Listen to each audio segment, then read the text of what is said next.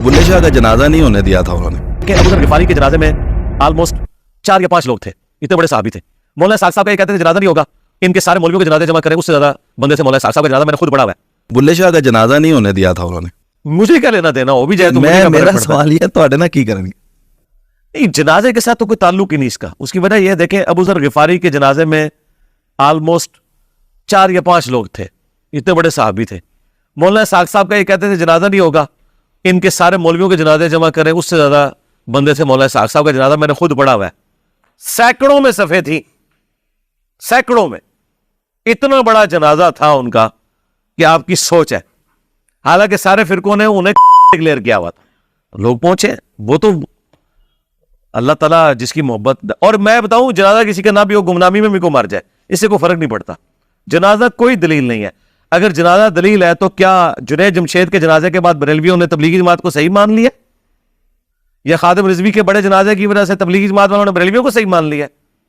और मौलाना मौदूदी का जनाजा तो सबसे बड़ा हुआ था, गद्दाफी स्टेडियम भरा हुआ था और बाहर भी थे, ठीक है।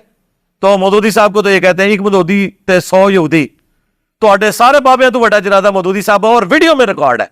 इनके बाबों की तो सिर्फ किताबों में लिखे हुए हैं जो पुराने बाबे हैं, और मौदूदी साहब का जनाजा वीडियोस में रिकॉर्ड है। तो क्या उन्होंने बुजुर्ग मान लिया? उधर कहेंगे नहीं, जनाजे तो कोई दलील नहीं है। सरकार यही तो हम समझा रहे हैं आपको, दलील कुरान और सुन्नत है।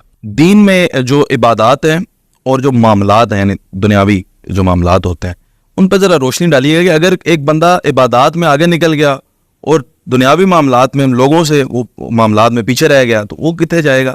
और अगर कोई मामलात में बहुत अच्छा था और इबादत में थोड़ा सा कमजोर था, तो है कोई जगह उसकी? देखें, एक्सट्रीम रवैये हैं दोनों तरफ। एक तरफ हमारे लिबरल्स हैं, एनजीओज हैं जो हुकूकुल इबाद के ऊपर जोर देती हैं और अल्लाह के हुकूक को वो कहती हैं पस से पुश डाल दो। दूसरी तरफ मजहबी परवर्टेड नेचर, एक ऑर्थोडॉक्स किस्म की सोच है जो कहते हैं कि जी नमाज रोजे के ऊपर ज्यादा जोर देते हैं, लेकिन दूसरी तरफ वो दूध में पानी भी मिला रहे हैं, दाढ़ी पूरी रखी हुई है लेकिन बहन की जदाद भी दबा ली हुई है, वो भी जन्नत में जा रहे हैं।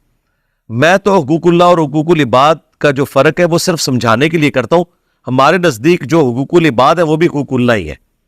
माँ बाप के साथ उसने सलूक, बीवी बच्चों के साथ उसने सलूक, रिश्तेदारों के साथ सिला रहमी, इसका हुक्म अल्लाह ने दिया, ये भी अल्लाह के हक है। अगर आप रेशो प्रोपोर्शन देखें तो यकीनन हुकूकुल इबाद वाला पड़ना भारी है, इस एतबार से जी, इस एतबार से कि वो हक सिर्फ बंदे ही माफ करेंगे।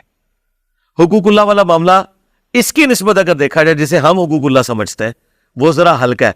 वहां पे अल्लाह ताला जो है वो गफूर रहीम है, मुआफ फरमाने वाला है, लेकिन उसमें जो डेटम लेवल की चीज है, फराइज की पाबंदी, वो होनी चाहिए। जहां कोई थोड़ी बहुत कोताही है ना, वो अल्लाह ताला मुआफ फरमाने वाला है। लेकिन ये जो कोताही है ना हुकूकुल इबाद के मामले में, वो एक रत्ती बराबर भी अगर कहीं कोताही है, मारा गया वो बंदा।